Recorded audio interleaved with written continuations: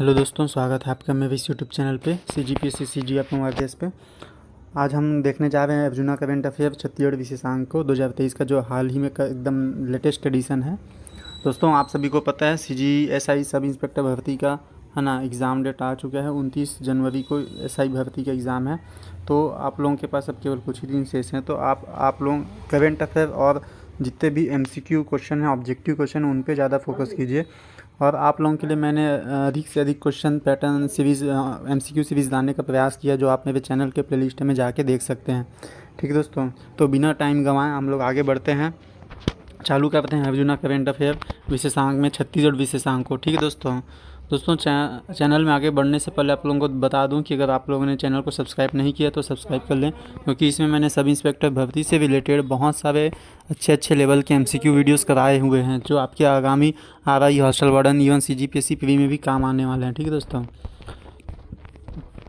तो विषय सूची इंडेक्स देख लेते हैं। इसमें हम लोग कवर करने वाले हैं छत्तीसगढ़ ओलंपिक 2022-23, छत्तीसगढ़ गौरव दिवस, और ये जितने सारे इंडेक्स में आपको दिख रहे हैं, मतलब छत्तीसगढ़ से आपको कुछ भी टॉपिक नहीं छूटेगा करंट अफेयर में। ठीक है दोस्तों, अर्जुना करंट अफेयर नाम ही काफ़ी रहता है, जो कि छत्तीसगढ़ में अगर आपने अर्जुना करंट अफेयर पढ़ लिया तो आपको करंट अफेयर को और कहीं से पढ़ने की ज़रूरत ही नहीं पड़ेगी। ठीक है दोस्तों, तो बने रहिएगा चैनल में हमारे साथ। इसको हम जल्दी से जल्दी कवर करने का प्रयास करेंगे, और साथ ही साथ आपके लिए और अदर सब्जेक्ट का भी MCQ वीडियो सीरीज़ लाने का प्रयास रहेगा। ठीक है दोस्तों, ओके, आगे बढ़ते हैं। छत्तीसगढ़िया ओलंपिक 2022-23। ठीक है, आयोजन प्रारंभ हुआ था 6 अक्टूबर 2022 को। ठीक है, उसके समापन समारोह हुआ था 10 जनवरी 2023 को। ठीक है, और शामिल पारंपरिक खेल 14, दली और एकल।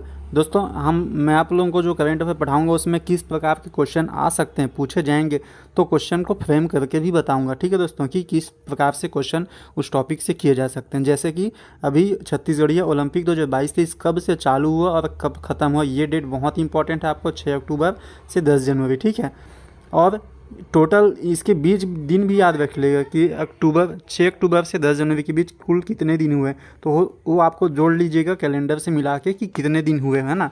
हो सकता है 128 दिन, या जैसा भी एक एग्जांपल दे रहा हूँ तो उसको ऐसा भी दे सकते हैं। दूसरा कि इसमें कितने पारंपरिक खेल शामिल थे, दली और एकल दोनों को मिला के, यानी कुल कितने कुल देखिएगा, कुल शब्द आएगा, कितने खेल 14। ठीक है, ये क्वेश्चन फ्रेम हो सकता है।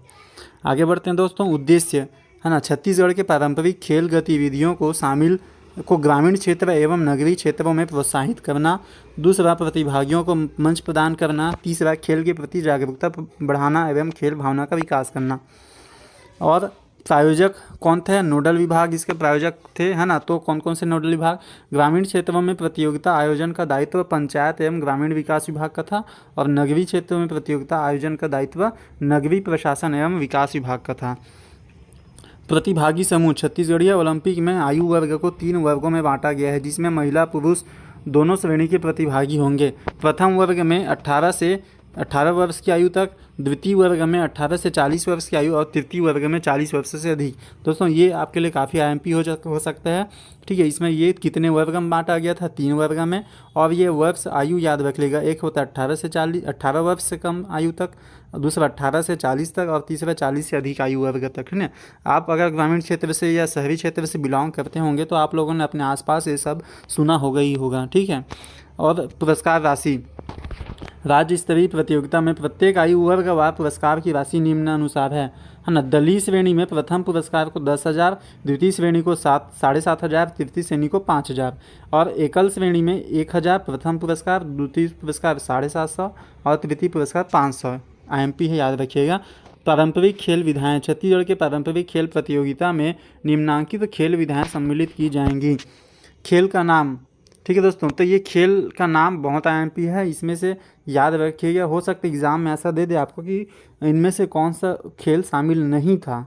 ठीक है, तो कौन सा खेल शामिल नहीं था दे देगा वो। तो ये जो 14 के 14 जो अभी हमने पढ़े, 14 इंपॉर्टेंट, ये आप देख लीजिएगा। ठीक है, आगे बढ़ते हैं। अच्छा हाँ, इसमें हो सकता है ये 100 मीटर रेस को आपको कंफ्यूज कर दे, 100 ना दे के वो 200 मीटर रेस दे दे एग्ज़ाम में। ठीक है। तो 200 वाला गलत रहेगा, 100 मीटर वाला इंपॉर्टेंट रहेगा। ठीक है, बाकी आप ये छत्तीसगढ़ी खेल का नाम देख लीजिएगा। हो सकता है आपके इस एग्ज़ाम में ना ही, लेकिन कहीं और एग्ज़ाम में ज़रूर ये देखने को मिल सकता है कि इनमें से कौन छत्तीसगढ़ी खेल का प्रकार नहीं है। ठीक है, ये सब देख लीजिएगा। आगे, उपरोक्त खेलों हेतु नियमावली खेल एवं युवा कल्याण विभाग द्वारा जारी की जाएगी, जिसके लिए रेफरी एवं निर्णायक महिलाएं ही रखे जाएंगे। ठीक है, आगे देखते हैं खेल आयोजन एवं स्तर एवं अवधि। खेल एवं युवा कल्याण विभाग छत्तीसगढ़ शासन द्वारा जारी छत्तीसगढ़ीय ओलंपिक मार्गदर्शिका के अनुसार गांव के क्लब से लेकर राज्य स्तर तक कुल 6 स्तर पर आयोजित होगी। लेवल 1 और आयोजन स्तर और प्रतियोगिता अवधि। लेवल 1 राजीव युवा मितान क्लब स्तर पर रहेगा, जो 6 अक्टूबर से 11 अक्टूबर, है ना। उसके बाद जोन 2 जोन स्तर, फिर ये, है ना, ये आप देख लीजिएगा, ये उतना इंपॉर्टेंट मेरे ख्याल से नहीं है। ठीक है, टोटल बस डेट याद रखिएगा, 6 अक्टूबर से 6 जनवरी। आगे बढ़ते हैं, राज्य स्तरीय छत्तीसगढ़ीय ओलंपिक तिथि में आंशिक संशोधन। राज्य स्तरीय छत्तीसगढ़ीय ओलंपिक का आयोजन पूर्व में 28 दिसंबर से 6 जनवरी तक प्रस्तावित था, जिसमें आंशिक संशोधन अनुसार यह आयोजन 8-10 जनवरी 2023 तक राजधानी रायपुर के विभिन्न खेल मैदानों के साथ साथ इंडोर स्टेडियम में किया जा रहा है। तो उद्घाटन समारोह 8 जनवरी 2023 और समापन समारोह 10 जनवरी 2023। कहाँ उद्घाटन समारोह हुआ? बलबीर सिंह जुनेजा इंडोर स्टेडियम में, और समापन समारोह आपका हुआ स्वामी विवेकानंद स्टेडियम कोटा रायपुर में। ठीक है, आगे बढ़ते हैं दोस्तों, आयोजन समिति एवं उनके अध्यक्ष। तो आयोजन समिति ये थोड़े एमपी हो सकते हैं। ग्रामीण या नगरीय क्षेत्रों के राजीव युवा मितान क्लब में कौन देखेगा? राजीव युवा मितान क्लब के अध्यक्ष। जोन स्तर में नामित अधिकारी। विकासखंड स्तर या विकासखंड को नगरीय क्लस्टर स्तर बोलते हैं, तो इसमें नामित अधिकारी। जिला स्तर जिला कलेक्टर। संभाग स्तर में संभाग आयुक्त, और राज्य स्तर में मुख्य सचिव। ठीक है दोस्तों, तो यहाँ पे रटने की ज़रूरत नहीं है। एक लॉजिक देखिए, सभी स्तर में उनके जो प्रमुख हेड होते हैं वही उनके अध्यक्ष या देख रेख करने वाले अधिकारी हैं। जोन स्तर विकासखंड स्तर में नामित अधिकारी, यानी जो जिनको गवर्नमेंट की तरफ से नामित किया जाएगा। जिला स्तर में जिला के प्रमुख कौन होते हैं? कलेक्टर। संभाग स्तर में संभाग के प्रमुख यानी संभाग आयुक्त, और राज्य स्तर में जो राज्य के मुख्य सचिव होते हैं वो। ठीक है, आगे बढ़ते हैं दोस्तों। छत्तीसगढ़ गौरव दिवस 17 दिसंबर, ये एकदम इम्पॉर्टेंट है, याद रखिएगा, छत्तीसगढ़ गौरव दिवस। दोस्तों, मुख्यमंत्री श्री भूपेश बघेल के नेतृत्व में राज्य सरकार के 4 वर्ष कार्यकाल पूर्ण होने पर 17 दिसंबर 2022 को शासन द्वारा छत्तीसगढ़ गौरव दिवस मनाया गया। कब? 4 वर्ष कार्यकाल पूर्ण होने पर। कब पूर्ण हुआ वो? 17 दिसंबर 2022 को। ठीक है, तो क्या मनाया गया उस दिन? छत्तीसगढ़ गौरव दिवस। विदित हो कि मुख्यमंत्री श्री भूपेश बघेल के नेतृत्व में राज्य सरकार ने 17 दिसंबर 2018 को कामकाज शुरू किया था। ठीक है, उसके बाद मुख्यमंत्री श्री भूपेश बघेल ने 17 दिसंबर 2022 को छत्तीसगढ़ गौरव दिवस के अवसर पर आयोजित कार्यक्रम को संबोधित करते हुए 3 महत्वपूर्ण घोषणाएं की। अब ये घोषणा बहुत इंपॉर्टेंट है दोस्तों। पहला, मुख्यमंत्री वृक्ष संपदा योजना के लिए 100 करोड़। किसके लिए? मुख्यमंत्री वृक्ष संपदा योजना के लिए। दूसरा, सभी शालाओं, छात्रावासों, आश्रमों, शासकीय भवनों के रख रखाव और उन्नयन के लिए 1000 करोड़ रुपए। ठीक है दोस्तों। उसके बाद है तकनीकी शिक्षा के स्तर में सुधार हेतु स्वामी आत्मानंद उत्कृष्ट ITI योजना के लिए 1200 करोड़ रुपए। तो दोस्तों, ये आप बहुत IMP है तीनों। ठीक है, याद रखिएगा, ये आपके ऐसा ही बल्कि प्रीलिम्स वगैरह एग्जाम में भी काफ़ी आने की संभावना है सबके। छत्तीसगढ़ गौरव दिवस के अवसर पर मुख्यमंत्री ने राज्य में वृक्षों के व्यावसायिक उपयोग को दृष्टिगत रखते हुए मुख्यमंत्री वृक्ष संपदा योजना लागू की। दूसरा, इस योजना का उद्देश्य निजी भूमि पर वृक्षारोपण को प्रोत्साहन देकर काष्ठ आधारित उद्योगों को बढ़ावा देने तथा आय व रोजगार के अवसर में वृद्धि करना है। आगे बढ़ते हैं दोस्तों। ये तृतीय छत्तीसगढ़, ये सबसे इम्पोर्टेंट है। कौन सा नंबर का? तीसरे नंबर का राष्ट्रीय आदिवासी नृत्य महोत्सव, है ना, 23वां छत्तीसगढ़ राज्योत्सव एक साथ मनाया गया। राष्ट्रीय आदिवासी नृत्य महोत्सव तीसरे नंबर का और छत्तीसगढ़ राज्योत्सव 23वें नंबर का, क्योंकि छत्तीसगढ़ 1 नवंबर 2000 को बना था, तो छत्तीसगढ़ को अब 23 साल हो गए। ठीक है, तो याद रखिएगा, इसमें सबसे इम्पोर्टेंट ये राष्ट्रीय आदिवासी नृत्य महोत्सव। यहाँ से CG व्यापम हो चाहे CGPSC लगातार क्वेश्चन पूछा हुआ है राष्ट्रीय नृत्य महोत्सव से, खास करके उसके डेट वगैरह से कि कब से कब तक कैसे कैसे हुआ, है ना, उसके कौन से नंबर का हुआ। आगे बढ़ते हैं इसको डिटेल में। छत्तीसगढ़ राज्य स्थापना दिवस के अवसर पर 1 से 3 नवंबर 2022 तक राजधानी रायपुर के साइंस कॉलेज मैदान में 23वें राज्योत्सव एवं तृतीय राष्ट्रीय आदिवासी महोत्सव तथा राज्य अलंकरण समारोह आयोजित हुआ। विदित हो कि राष्ट्रीय आदिवासी नृत्य महोत्सव के समापन दिवस 3 नवंबर को मुख्यमंत्री द्वारा यह घोषणा किया कि राज्योत्सव की विभागीय प्रदर्शनी एवं स्टॉल जो कि 1 से 3 नवंबर तक प्रस्तावित था उसे 6 नवंबर तक बढ़ाया जाएगा।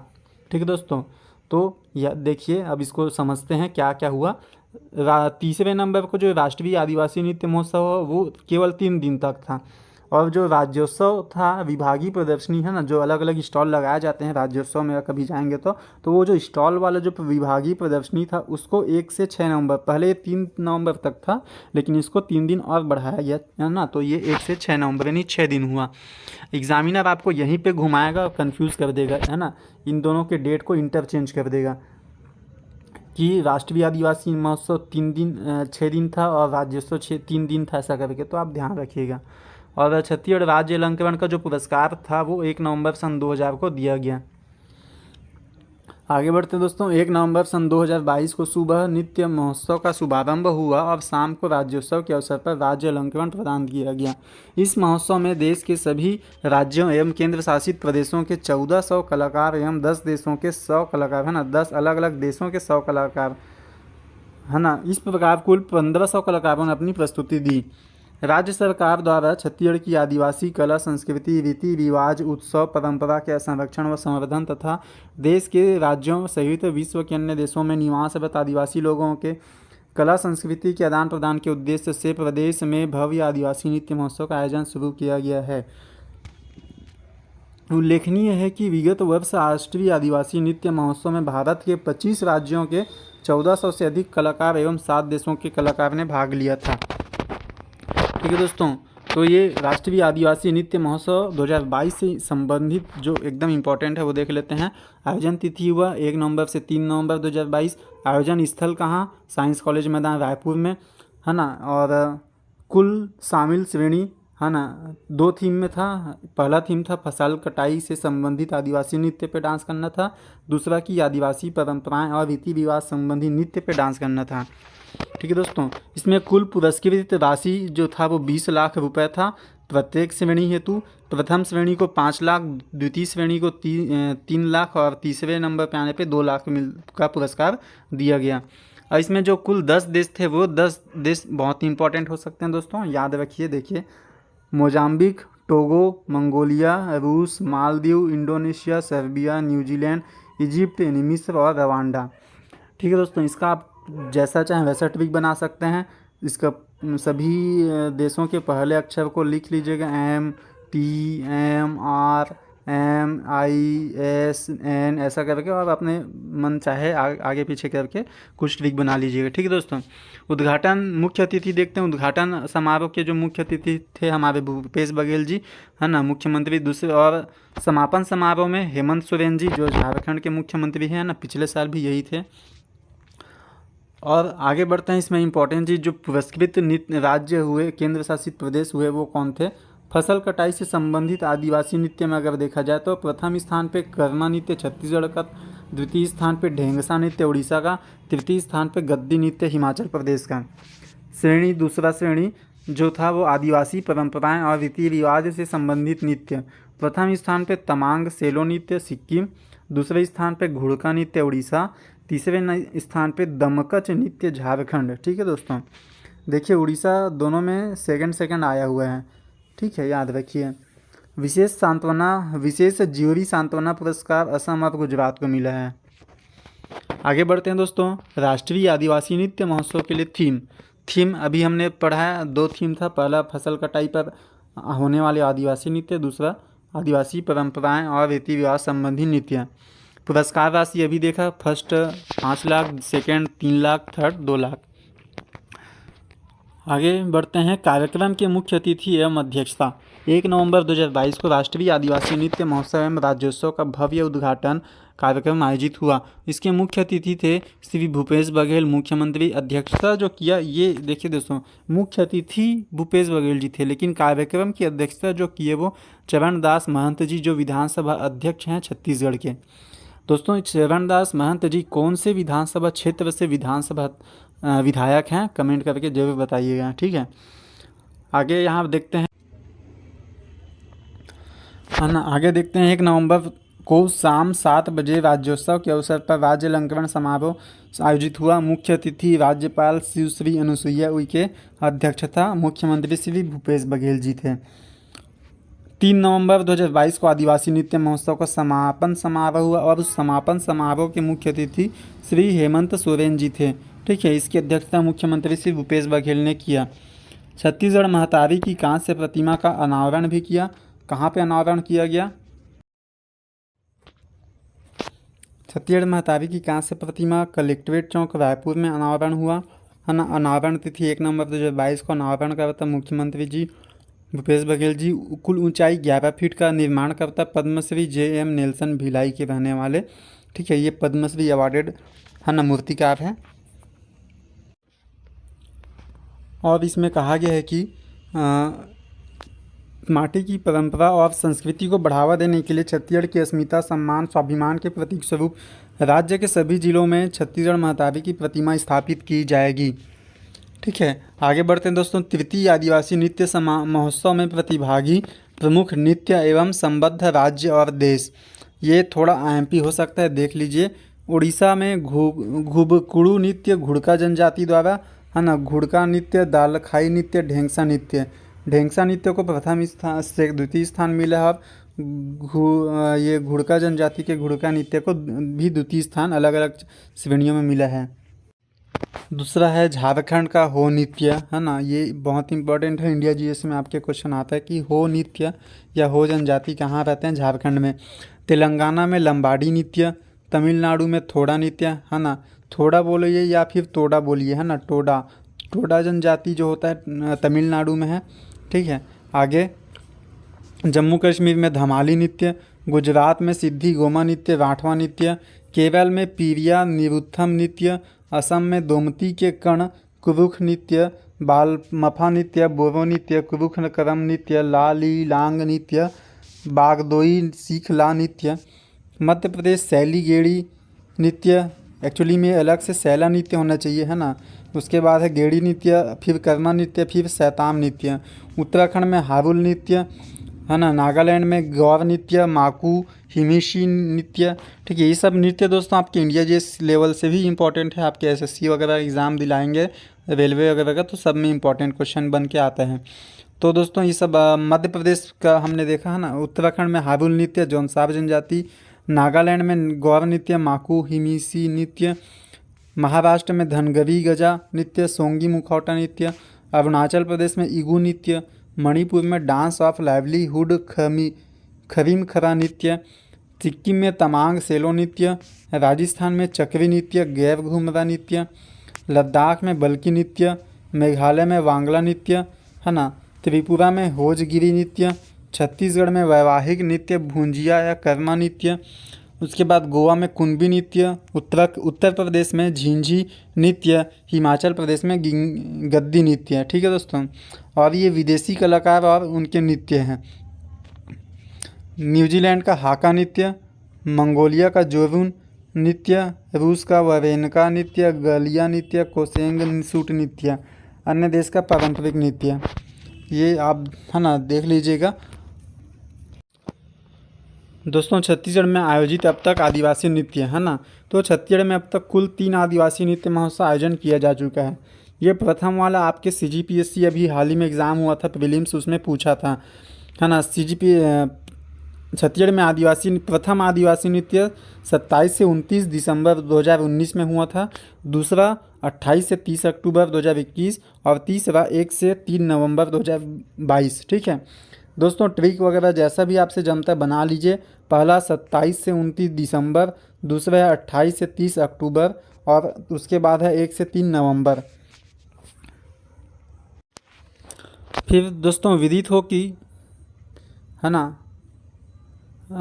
2020 में कोरोना महामारी के कारण प्रदेश में आदिवासी नृत्य महोत्सव का आयोजन नहीं किया गया था। तो देखिए 2019 में हुआ, 20 में नहीं हुआ, फिर 21 और 22 में हुआ। उसके बाद देखते हैं प्रथम अंतर्राष्ट्रीय आदिवासी नृत्य महोत्सव जो हुआ था उसमें है ना 27 से 29 दिसंबर को हुआ था। उसमें कुल 3 श्रेणी में 6 देश शामिल थे। दूसरे आदिवासी नृत्य में 7 देश शामिल थे 2 श्रेणी में, ठीक है। और अभी तीसरे आदिवासी नृत्य में शामिल 10 देश और 2 श्रेणी, है ना, कुल 10 देश और 2 श्रेणी। तो श्रेणी देखिए दोस्तों, पहले वर्ष में 3 श्रेणी था, बाकी दोनों में 2-2 श्रेणी। पहले में 6 देश, फिर 7 देश, फिर 10 देश, ठीक है, 6, 7 और 10। और तारीख तो आपको बहुत इंपॉर्टेंट है, याद रखना है, 27, 29, 28, 30 और 1, 3। आगे बढ़ते हैं छत्तीसगढ़ राज्य अलंकरण 2022। मोस्ट एमपी है दोस्तों, इसके लिए आप जितना भी बोल लो उतना एमपी है ये, ठीक है। तो शहीद वीर नारायण सिंह सम्मान, इसमें दोस्तों कुछ कुछ आपके लिए एकदम ट्रिक से भी बन सकता है, ठीक है। ये आप ध्यान दीजिएगा, अगर ध्यान देंगे तो अपने आप आपको ट्रिक मिलते जाएगा हर एक नाम के साथ। शहीद वीर नारायण सिंह सम्मान, नाम में ही नारायण है तो नारायण मरकाम जी। दूसरा पंडित लखनलाल मिश्र सम्मान, ठीक है, इसमें श्री लक्ष्मी प्रसाद जायसवाल। देखिए दोस्तों, इसमें जायसवाल और लखनलाल थोड़ा सा कॉमन साउंड्स आ रहा है, साउंड्स एकदम सेम। जायसवाल, लखनलाल जायसवाल, ऐसा आप 4 दिन पढ़ेंगे याद हो जाएगा दोस्तों, है ना। या फिर ऐसा भी पढ़ सकते हैं, लखन को लक्ष्मी से आ जाएगा लक्ष्मी, ठीक है, लक्ष्मी प्रसाद जायसवाल। दूसरा है, आगे बढ़ते हैं, श्री यति यतन लाल सम्मान। यति यतन लाल दोस्तों छत्तीसगढ़ में गौ रक्षा और अहिंसा के क्षेत्र में दिया जाता है। तो यति यतन लाल सम्मान श्री मदन मोहन गौशाला खरसिया को दिया गया, ठीक है दोस्तों। तो दोस्तों इसको आप याद कैसे रखेंगे, मदन मोहन गौशाला। तो देखिए दोस्तों, गौशाला कौन चलाते थे, श्री कृष्ण जी, और कृष्ण को क्या बोलते हैं, मदन मोहन। ऐसा आप कुछ याद लगा लीजिएगा ट्रिक, ठीक है। उसके बाद है गुंडाधुर सम्मान श्री अमितेश मिश्रा, ठीक है दोस्तों। गुंडाधुर सम्मान है ना अपराध के क्षेत्र में है ना दिया जाता है, सॉरी माफ़ कीजिएगा, ये खेल के क्षेत्र में विशेष प्रदर्शन के लिए दिया जाता है गुंडाधुर सम्मान श्री अमितेश मिश्रा को, है ना। उसके बाद मिनी माता सम्मान श्रीमती मीरा शुक्ला। मिनी माता में मी और मीरा शुक्ला में मी, आपको कॉमन पॉइंट दिख रहे हैं, तो मिनी माता मीरा याद रख लीजिएगा। उसके बाद है गुरु घासीदास सम्मान, गुरु घासीदास खेमचंद भारती, है ना, आप अपने से बना लीजिएगा, इसको देख लीजिएगा। उसके बाद है आगे, इसमें दोस्तों घासीदास में ऐसा बोल सकते हैं आपकी घास, है ना, घास में क्या होगा कि अगर घास में घोड़ा आएगा तो चंद मिनटों में ख़त्म कर देगा, ठीक है। तो आप जैसा भी आप बना सकते हैं। उसके बाद है ठाकुर प्यारेलाल सिंह सम्मान। ठाकुर प्यारेलाल सिंह सम्मान किसको मिला, अशोक अग्रवाल को। उसके बाद है हाजी हसन अली सम्मान। हाजी हसन अली सम्मान उर्दू भाषा के क्षेत्र में दिया जाता है, इस बार दिया गया जनाब यूनुस खान को। उसके बाद है पंडित रविशंकर शुक्ल सम्मान। पंडित रविशंकर शुक्ल सम्मान श्री सीताराम अग्रवाल को दिया गया, ठीक है। रविशंकर और सीताराम कुछ आप बना सकते हैं दोस्तों, ठीक है, रविशंकर और सीताराम। उसके बाद है सुंदरलाल शर्मा सम्मान श्री रामेश्वर वैष्णव जी को। सुंदरलाल शर्मा सम्मान आंचलिक भाषा साहित्य क्षेत्र में दिया जाता है, तो इस बार किसको मिला है, श्री रामेश्वर वैष्णव जी को, ठीक है। इसको ऐसा ट्रिक बना लीजिए दोस्तों कि सुंदरलाल राम, है ना, जो हमारे राम भगवान हैं वो कैसे दिखते हैं, बहुत ही सुंदर, है ना। रामेश्वर वैष्णव यानी राम भगवान बहुत ही सुंदर दिखते हैं, ठीक है दोस्तों। और ऊपर वाले सीताराम में सीताराम रविशंकर, जो शंकर है ना, राम भगवान किसकी पूजा करते थे, वो शंकर जी की पूजा करते थे, है ना। उन्होंने शिवलिंग भी बनाया था, रामेश्वर शिवलिंग, ठीक है। तो ऐसा आप जैसा भी याद रख सकते हैं। उसके बाद देखते हैं चक्रधर सम्मान श्री वेदमणि सिंह ठाकुर। चक्रधर सम्मान श्री वेदमणि सिंह ठाकुर जी को। दोस्तों चक्रधर यानी किसको, हमारे देखा जाए तो चक्र कौन धारण करते हैं, विष्णु जी, है ना। विष्णु जी का एक और नाम क्या है, चक्रधर। और विष्णु जी ने नरसिंह भगवान के भी अवतार हैं, है ना, यानी नरसिंह जी की, है ना, नरसिंह भगवान विष्णु जी के, तो नरसिंह से सिंह भी याद रख सकते हैं। चक्रधर विष्णु जी, और विष्णु जी के है ना मणि भी धारण करते हैं, उनके मुकुट में मणि लगा रहता है, तो आप अपने से याद कर सकते हैं। चक्रधर यानी विष्णु जी यानी वेदमणि, या फिर नरसिंह भगवान विष्णु जी हैं, चक्रधर हैं, ठीक है। आगे उसके बाद है श्री दाऊ मंदराजी सम्मान, ये श्रीमती जयंती यादव और पंडित राम को दिया गया। फिर डॉक्टर खूबचंद बघेल सम्मान, ये खेदूराम बंजारे जी को दिया गया। देखो खेदू में भी ख आ रहा है और खूबचंद में भी ख आ रहा है। ठीक है दोस्तों, याद रखिएगा, दोनों अच्छा ट्रिक है ये। उसके बाद महाराजा अग्रसेन सम्मान, अग्रसेन सम्मान ईश्वर प्रसाद अग्रवाल, है ना, महाराजा अग्रसेन सम्मान श्री ईश्वर प्रसाद अग्रवाल जी को दिया गया। उसके बाद है दानवीर भामाशाह सम्मान, दानवीर भामाशाह श्रीमती गंगोत्री वर्मा। तो देखिए दोस्तों, एक ट्रिक है इसमें कि दानवीर है ना, दानवीर कौन रहेगा, जो दान कर सकता है, तो जो गंगा की तरह पवित्र हो, जो जिसका दिल एकदम गंगा की तरह पवित्र हो, वही आदमी एकदम बिंदास होकर दान कर सकता है। तो दानवीर भामाशाह सम्मान किसको, श्रीमती गंगोत्री वर्मा, गंगा की तरह पवित्र है, ऐसा करके आप याद रख सकते हैं। उसके बाद है श्रीमती बिलासाबाई केवटिन मत्स्य विकास, है ना, ये दिया गया श्री रूपचंद धीवर जी को, है ना, बिलासाबाई केवटिन। दोस्तों नाम से पता चल रहा है कि कोई महिला है, और महिला अगर है तो उसका रूप एकदम चांद की तरह होगा, रूपचंद धीवर। ठीक है, ऐसा आप याद कर सकते हैं, रूपचंद धीवर को श्रीमती बिलासाबाई केवटिन पुरस्कार दिया गया। उसके बाद है संस्कृत भाषा सम्मान पुरस्कार, संस्कृत भाषा श्री बाल कृष्ण तिवारी जी। ठीक है, संस्कृत भाषा के क्षेत्र में विशेष कार्य करने के लिए दिया जाता है पुरस्कार, तो श्री बाल कृष्ण तिवारी जी को ये मिला है। उसके बाद है डॉक्टर भंवर सिंह पोर्ते, भंवर सिंह पोर्ते श्री टुकेश्वर कंवर।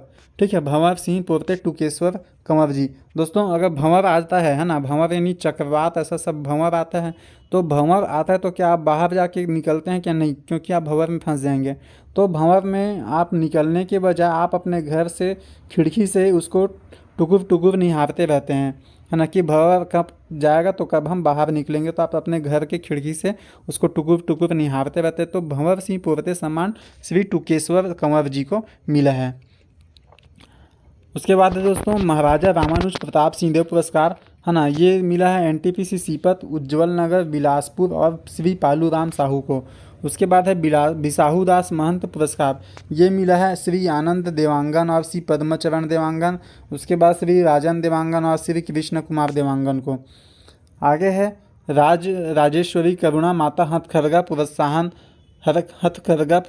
पुरस्कार। ठीक है दोस्तों, देखिए ये दोनों पुरस्कार हथकरघा या खादी के क्षेत्र में दिया जाता है, लेकिन बिसाहू दास महंत पुरस्कार जो उस क्षेत्र में अच्छा काम किए हैं, और ये हथकरघा प्रोत्साहन में मतलब जिन्होंने काफ़ी नए क्वालिटी के नए टेक्निक से हथकरघा को आगे बढ़ाने के लिए काम किया, उस पर दिया जाता है। ठीक है, तो देखिए राजेश्वरी करुणा माता नरसिंह देवांगन और श्रीपति मिहिर देवांगन। उसके बाद आगे बढ़ते हैं देवदास बंजारे स्मृति पुरस्कार, देवदास बंजारे स्मृति पुरस्कार श्री द्वारिका बर्मन। देखिए दोस्तों, देवदास में बंजारे में भी द आ रहा है और इसमें द्वारिका में भी द आ रहा है। ठीक है, फिर है किशोर साहू सम्मान, किशोर साहू सम्मान फिल्म क्षेत्र में दिया जाता है विशिष्ट कार्य के लिए। तो फिल्म उद्योग में श्री मनु नायक, है ना, आप सभी जानते हैं, है ना, छत्तीसगढ़ के प्रथम फिल्म निर्माता। उसके बाद है किशोर साहू राष्ट्रीय अलंकरण, है ना, वो देखिए वो किशोर साहू सम्मान था और ये किशोर साहू राष्ट्रीय अलंकरण है। तो राष्ट्रीय लेवल पे पलाश वासवानी जी को दिया गया है, पलाश वासवानी। उसके बाद है धन्वंतरी सम्मान डॉक्टर मनोज चौकसे। फिर है बैरिस्टर ठाकुर छेदीलाल सम्मान डॉक्टर प्रिया राव और विवेक सारस्वत को। फिर है छत्तीसगढ़ अप्रवासी भारतीय सम्मान श्री गणेश कर जी को। दोस्तों ये जो गणेश कर है बहुत ही IMP भी नाम है, गणेश कर छत्तीसगढ़ अप्रवासी भारतीय सम्मान। तो ये जो गणेश कर है बता दूं, ये अमेरिका में जो नाचा संस्था है, अमेरिका में नाचा संस्था, है ना, ये छत्तीसगढ़ी लोगों का वहाँ एक ग्रुप है, जितने भी छत्तीसगढ़ी अमेरिका में बस चुके हैं, है ना, तो उनके द्वारा बनाए गए संस्था है, जिसके मुख्य संस्थापक श्री गणेश कर जी थे। ये हाल ही में जो अभी सिविल इंजीनियरिंग का जूनियर इंजीनियर का एग्ज़ाम हुआ था, उसमें ये नॉन टेक्स्ट सेक्शन में पूछा हुआ था। आगे बढ़ते हैं लाला जगदलपुरी साहित्य पुरस्कार, लाला जगदलपुरी साहित्य पुरस्कार दिया गया श्री जीवन यदु जी को। उसके बाद है चंदूलाल चंद्राकर स्मृति पत्रकारिता पुरस्कार श्री धनंजय वर्मा, अमितेश पांडे और वैभव शिव पांडे जी को। उसके बाद है दोस्तों मधुकर खेर स्मृति पत्रकारिता पुरस्कार, ये डॉक्टर KN किशोर जी को मिला है। फिर है पंडित माधवराव सप्रे राष्ट्रीय रचनात्मकता सम्मान श्री सुदीप ठाकुर जी को मिला हुआ है। ठीक है दोस्तों, उसके अलावा कुछ और चीज़ नए जो फैक्ट हैं अभी हाल ही में घोषणा हुआ है वो देख लेते हैं। मुख्यमंत्री श्री भूपेश बघेल द्वारा राज्य के प्रमुख विभूतियों के नाम पर अलग अलग क्षेत्रों में पुरस्कार प्रदान करने की घोषणा की गई है। लक्ष्मण मस्तूरिया सम्मान, आप सभी को मालूम होना चाहिए लक्ष्मण मुस्तुविया हमारे छत्तीसगढ़ के बहुत बड़े गीतकार थे, है ना। तो लक्ष्मण मुस्तुविया संगीतकार गीतकार, तो इन लोकगीत के क्षेत्र में। फिर है खुमान साव सम्मान, खुमान साव लोक संगीत के क्षेत्र में, है ना। देखिए दोस्तों ध्यान दीजिएगा, लक्ष्मण मुस्तुविया लोक गीत के क्षेत्र में क्योंकि गीतकार थे, और खुमान साव लोक संगीत के क्षेत्र में संगीतकार थे। गीतकार और संगीतकार में दोस्तों अंतर ये होता है कि गीतकार आपके गीतों की रचना करेगा, यानी जो गीतों के बोल होते हैं उनको लिखेगा, और संगीत यानी उसमें म्यूज़िक डायरेक्टर यानी म्यूज़िक दिए देगा ये, है ना। गीतकार जो गीत की रचना करेगा, उनके जो वर्डिंग्स है शब्द हैं शब्द को लिखेगा, और लोक संगीत यानी संगीत देगा, म्यूज़िक देगा, है ना। तो खुमान साव संगीत के क्षेत्र में। माता कौशल्या सम्मान श्रेष्ठ रामायण मंडली को। फिर है हबीब तनवीर सम्मान अभिनय कला के क्षेत्र में। आप सभी को मालूम होना चाहिए हबीब तनवीर जी नया थिएटर रंगमंच बनाए थे दिल्ली में, है ना। उसके बाद है अनुपम मिश्र सम्मान। अनुपम मिश्र वाटर रिचार्जिंग के क्षेत्र में उत्कृष्ट कार्य करने वाले व्यक्ति या संस्था को। दोस्तों इन सभी में मुझे जो सबसे एमपी लग रहा है वो है अनुपम मिश्र सम्मान, क्योंकि इन सभी को तो आप लॉजिक लगा के समझ सकते ही हैं कि अनुपम मिश्र सम्मान बहुत इंपॉर्टेंट है। उसके बाद बहादुर कलावीन के नाम पर राज्य अलंकरण की घोषणा। देखिए दोस्तों मुख्यमंत्री श्री भूपेश बघेल ने डरसेना कलार समाज, है ना, डरसेना कलार समाज यानी जो आप छत्तीसगढ़ में देखते हैं सिन्हा सरनेम वाले, है ना, सिन्हा सरनेम वाले, तो उनकी जो एक टाइप से पूज्य देवी है, जैसे साहू समाज में करना माता पूजनीय है, वैसी डरसेना कलार में बहादुर कलावीन माता पूजनीय है। तो वैसे ही उनके नाम पे नायिका, है ना, जो एक लड़की है ना, मतलब ये फीमेल को दिया जाएगा बहादुर कलावीन पुरस्कार। यह सम्मान 1 नवंबर को राज्य स्थापना दिवस के अवसर पर आयोजित समारोह से प्रदान किया जाएगा। फिर है दोस्तों खेलो इंडिया यूथ गेम का देखते हैं, ठीक है। खेलो इंडिया यूथ गेम्स का आयोजन तिथि 4 से 13 जून 2022 को हुआ था। कहाँ हुआ था खेलो India youth game? Panchkula Haryana में। शुभंकर था इसके धाकड़ दबुल। आयोजन तिथि था 10 दिवसीय आयोजन, है ना। हमको अभी छत्तीसगढ़ का पढ़ रहे हैं इसलिए छत्तीसगढ़ के बारे में पढ़ते हैं, हालांकि इसका आपको ये आयोजन स्थल याद रखना है। और दोस्तों अभी करेंट में जो नया इस साल 2023 में जो यूथ गेम्स होने वाले हैं, खेलो इंडिया यूथ गेम्स, अभी 5वें नंबर का वो किस स्टेट में होगा ये आपको कमेंट करके बताना है। ये जो हुआ था हरियाणा में 4थे क्रम का हुआ था पंचकुला हरियाणा में, अभी 5वां किस राज्य में होने वाला कमेंट में बताइएगा आप। उसके बाद है दोस्तों छत्तीसगढ़ का देख लेते हैं। छत्तीसगढ़ में 2 गोल्ड मिला था, पहला ज्ञानेश्वरी यादव भारोत्तोलन में, दूसरा सविता पोयम मलखम्ब में। ठीक दोस्तों बहुत इंपॉर्टेंट क्वेश्चन है ये, खेल से संबंधित एमसीक्यू हमेशा आता ही है, चाहे व्यापम हो चाहे पीएससी हो, और ये तो बहुत इंपॉर्टेंट क्वेश्चन है, तो आप हमेशा गारंटी ले लीजिए ये क्वेश्चन आएगा ही आएगा। ज्ञानेश्वरी यादव किस खेल से संबंधित? भारोत्तोलन। सविता पोयम किस खेल से संबंधित? मलखम्ब, है ना, गोल्ड जीते हैं। उसके बाद सिल्वर में 3 पदक जीते हमने। रणवीर ने गतका फेंका। उसके बाद मोनू नेताम ने भी मलखम्ब चढ़ा, ठीक है। उसके बाद है कांस्य पदक में 6 पदक हमको मिला है। पहला है साधिका दुबे को कलारी पैटू, फिर है राजा भारती भारोत्तोलन, नाम में ही भार है भारोत्तोलन। उसके बाद सविता पोयाम ने, देखो वहाँ सविता पोयाम ने वहाँ गोल्ड भी जीता है, अब यहाँ पे मलखम्ब में कांस्य भी जीता है। फिर है गतका दल, है ना, गतका देखिए रणवीर ने गतका फेंका था और यहाँ पे उसने सिल्वर जीता अपने आप में। उसके बाद इनका जो दल था गतका दल उसने कांस्य पदक भी जीता है। और बालक दल मलखम्ब में जो बालक दल था और बालिका दल था दोनों ने कांस्य पदक जीते हैं। देखो दोस्तों छत्तीसगढ़ के लिए कितने गर्व की बात है कि नहीं, और उतना ही गर्व तब होगा जब आप इसको याद रखिएगा, क्योंकि 100% इंपॉर्टेंट क्वेश्चन है जो एग्ज़ाम में आएंगे ही आएंगे। पदक तालिका में देख सकते हैं पहला स्थान सबसे ज़्यादा पदक जो जीता है हरियाणा ने जीता है, कुल 137 पदक, ठीक है। और दूसरा स्थान महाराष्ट्र पर। तो आपको कम से कम पहले और दूसरा याद रखना है, पहला हरियाणा में, क्योंकि हरियाणा में ही हुआ था, है ना, चौथा खेलो इंडिया यूथ गेम, तो उसके लिए तो इज्जत की बात हो गई थी, है ना। तो हरियाणा पहला ही ये आया। उसके बाद महाराष्ट्र में, ठीक है। और छत्तीसगढ़ का आपने देखा है ना, कुल गोल्ड 2 जीते, सिल्वर 3 जीते और कुल कांस्य पदक 6 जीते। तो 6-3, है ना, 6-3 9 और 10-11 टोटल 11 पदक जीते हैं। बहुत ही एमपी क्वेश्चन है।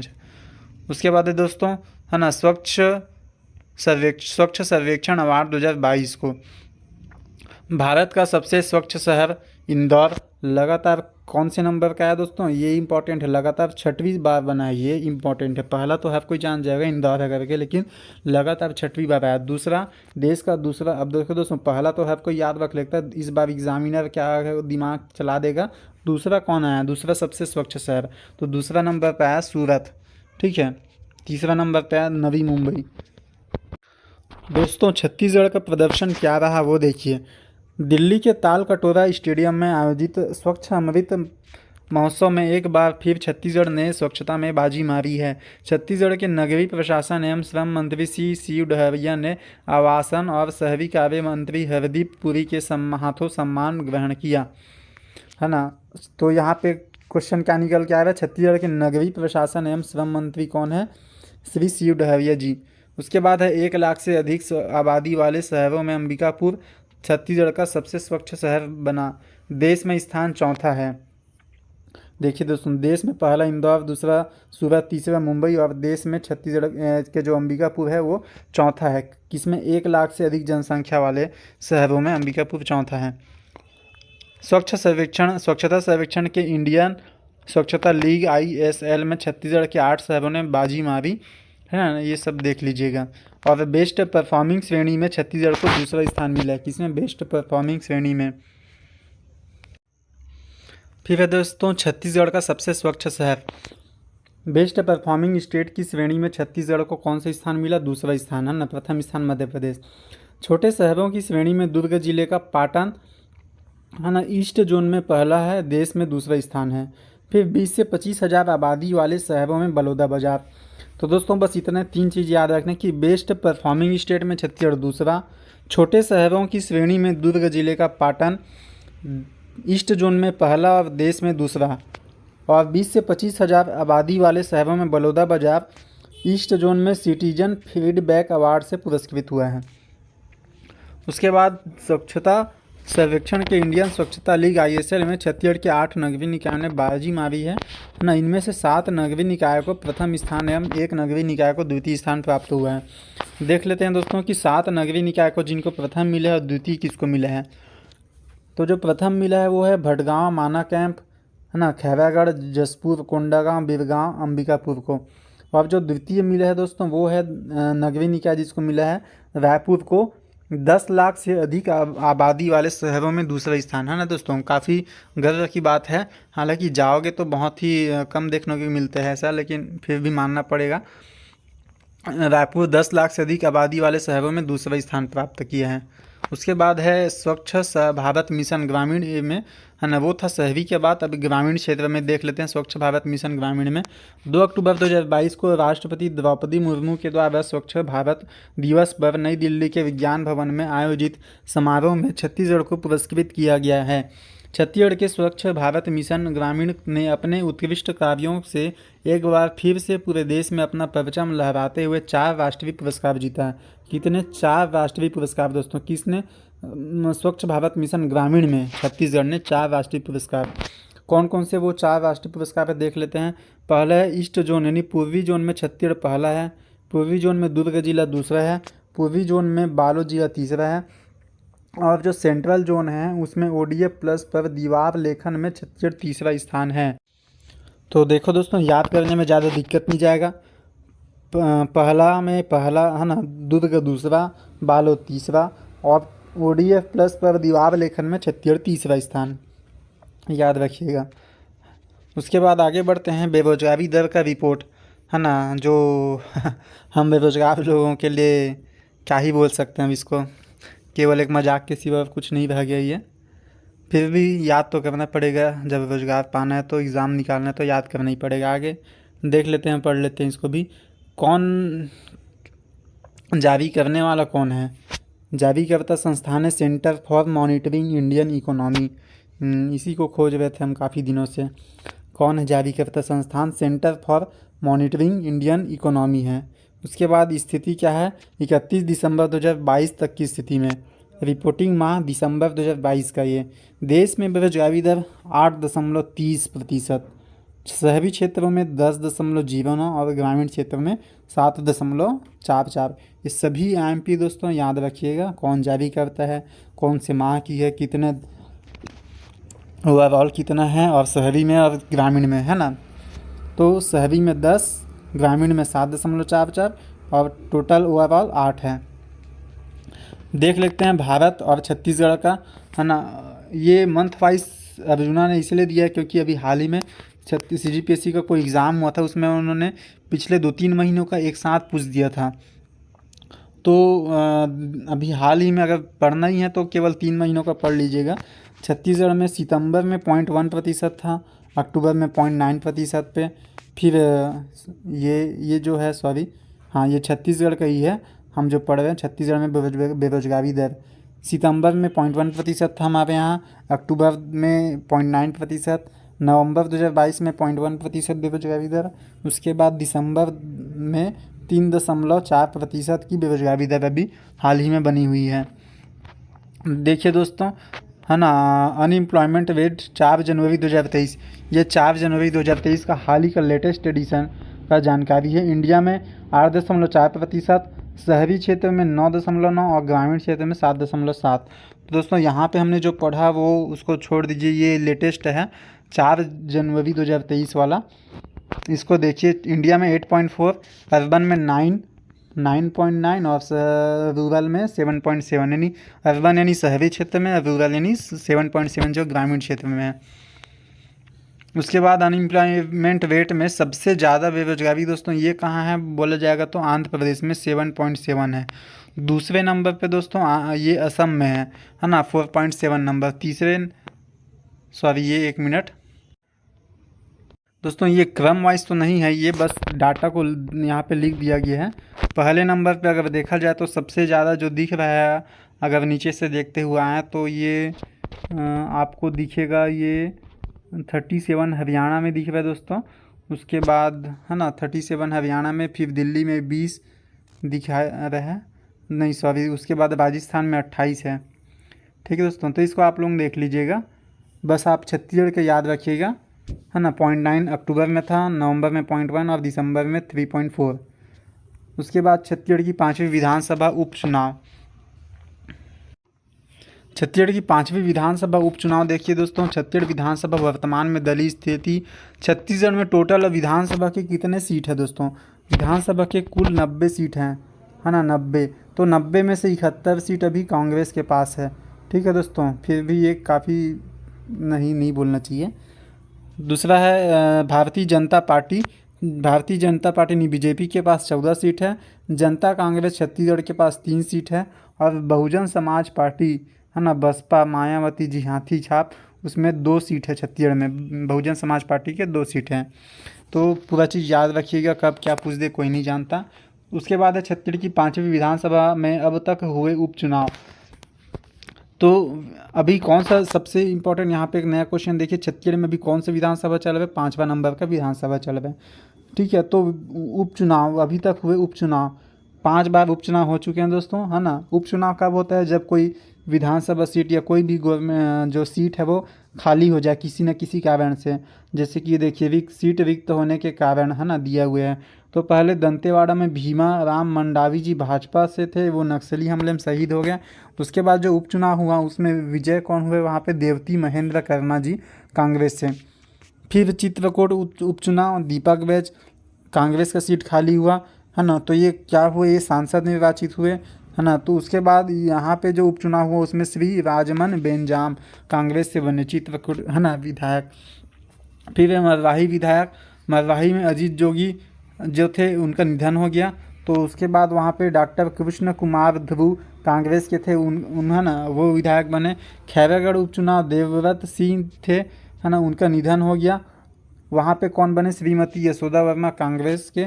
फिर है भानु प्रतापपुर में मनोज मंडावी जी थे, उनका निधन हो गया दिल का दौरा पड़ने से, हाल ही में हार्ट अटैक से।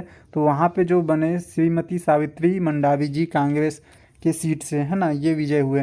तो देखिए दोस्तों, पूरे के पूरे जो उपचुनाव उसमें कांग्रेस वाले ही विजयी हुए। तो आपको ये निधन किसका हुआ वो भी याद रखना है, और उनकी जगह कौन नए बन के आए वो भी याद रखना है। ठीक दोस्तों, आगे बढ़ते हैं। भानु प्रताप उपचुनाव, हाँ, क्योंकि हाल ही में लेटेस्ट यही हुआ है। तो यहाँ पे याद रखिए किसके जगह हुआ, मनोज सिंह मंडावी जी के आकस्मिक निधन। मनोज सिंह मंडावी जी का निधन हुआ, वो कौन थे, तो वे थे छत्तीसगढ़ विधानसभा के उपाध्यक्ष। छत्तीसगढ़ विधानसभा के हाल ही में भी अध्यक्ष कौन है? चरणदास महंत जी। और विधानसभा के उपाध्यक्ष कौन है? मनोज सिंह मंडावी जो थे, लेकिन उनका हार्ट अटैक से निधन हो गया। अब वहाँ पे भानु प्रतापपुर विधानसभा सीट में उपचुनाव हुआ, तो उपचुनाव की तिथि 5 दिसंबर को हुआ, जिसमें मतदान हुआ 71%। हाँ, मतगणना की तिथि थी 8 दिसंबर। कांग्रेस को मत प्राप्त हुए 65,327। ठीक है दोस्तों। और उपचुनाव में उम्मीदवार बीजेपी में ब्रह्मानंद नेताम थे, है ना। कांग्रेस में सावित्री मंडावी जो जीती, है ना। गोंडवाना प्रजातंत्र पार्टी में घनश्याम जुर्री, राष्ट्रीय जनसभा पार्टी में हीरा नेताम, और अम्बेडकराइट पार्टी ऑफ इंडिया में शिवलाल फूडो, और निर्दलीय उम्मीदवार अकबर राम कुर्राम और दिनेश कुमार कल्लो थे। ठीक है दोस्तों। 5वें विधानसभा छत्तीसगढ़ 2018 से 23, है ना, में 16 महिला विधायक है दोस्तों। पूरे ऑल इंडिया में किसी भी राज्य में सबसे ज़्यादा महिला विधायक होने का रिकॉर्ड हमारे यहाँ छत्तीसगढ़ में, जितने भी विधानसभा सीट है उससे ज़्यादा। कितने हैं छत्तीसगढ़ में विधानसभा के, है ना, महिला? उस समय 14.4% थे वर्ष 2018 में, है ना। अभी वर्तमान में 16 महिला विधायक हो गए। तो अभी वर्ष 2022 में कितने प्रतिशत? 17.7% महिला विधायक हुए। तो दोस्तों बहुत ही इम्पोर्टेंट डाटा है। जब चुनाव हुआ था 2018 में 5 विधानसभा के लिए 14.4 कुल महिला विधायक हुए, अभी वर्तमान में 16। अब 16 आने से टोटल कितने बढ़ गए, है ना? 17.7। फिर है कांग्रेस विधायक 13, भाजपा के विधायक 1, है ना, बसपा के विधायक 1, और जनता कांग्रेस छत्तीसगढ़ के विधायक 1, है ना। ये किसकी बात कर रहे हैं? महिला की। ठीक है, महिला विधायक 17.7% जो है उसमें से, है ना। 90 में से इतने 16 महिला विधायक का जो नाम है ये देख लीजिए। नाम अभी तो हाल ही में एमपी नहीं है, लेकिन जो क्योंकि चुनाव हुआ तो एक बार पढ़ के जरूर चले जाइएगा। अंबिका सिंहदेव कांग्रेस के हैं, बैकुंठपुर में लगभग सभी कांग्रेस के ही रहेंगे। शकुंतला साहू कसडोल, रश्मि आशीष सिंह तखतपुर, संगीता सिन्हा संजारी बालोद, अनिला भेड़िया जो कैबिनेट मंत्री डोंडी लोहारा बालोद, है ना। ममता चंद्राकर पंडरिया से, छन्नी चंदू साहू ये खुज्जी से हैं। श्री डॉक्टर लक्ष्मी ध्रुव सिहावा से हैं। अनीता योगेंद्र वर्मा जो हैं वो धरसीवा से हैं। उत्तरी गणपत जांगड़े सारंगढ़ से हैं। देवती महेंद्र कर्मा जो उपचुनाव में विजित हुई, ये इंपॉर्टेंट है, वो दंतेवाड़े विधायक हैं। यशोदा नीलांबर वर्मा लोधी उपचुनाव में जो खैरागढ़ से विजित हुए, ये हैं। सावित्री मंडावी, है ना, सावित्री मंडावी भानु प्रतापपुर में, ये भी इम्पोर्टेंट है। जो हाल ही में नया जो उपचुनाव होके आए हैं वे इम्पोर्टेंट हैं। रंजना दीपेंद्र साहू धमतरी से हैं, है ना। इंदू बंजारे पामगढ़ से हैं, है ना। उसके बाद है रेणु अजीत जोगी कोटा से हैं। देखिए दोस्तों, ये 2 बस ऐसे हैं, ये 3 ऐसे हैं जो अलग पार्टी के हैं। कौन कौन से? रंजना दीपेंद्र साहू धमतरी भाजपा के हैं, इंदू बंजारे बसपा बहुजन समाज पार्टी पामगढ़, और रेणु अजीत जोगी जनता कांग्रेस छत्तीसगढ़ कोटा। ठीक दोस्तों, तो ये बहुत इंपॉर्टेंट है दोस्तों, ये इतने पढ़ के रखिएगा। ठीक दोस्तों, आगे जो चर्चित पुरस्कार है उसको हम अगले वीडियो में डिस्कशन करेंगे। दोस्तों चैनल में मेरे सब वीडियो लाने का केवल एक ही उद्देश्य रहता है, जितने भी हमारे दूर दराज के भाई बहन रहने वाले जो किसी न किसी कारण से पढ़ाई से बाहर हो जाते हैं या स्टडी मटेरियल नहीं ले पाते, उन तक पढ़ाई पहुंच पाए। ठीक दोस्तों, तो चैनल को अधिक से अधिक लोगों तक शेयर कीजिएगा।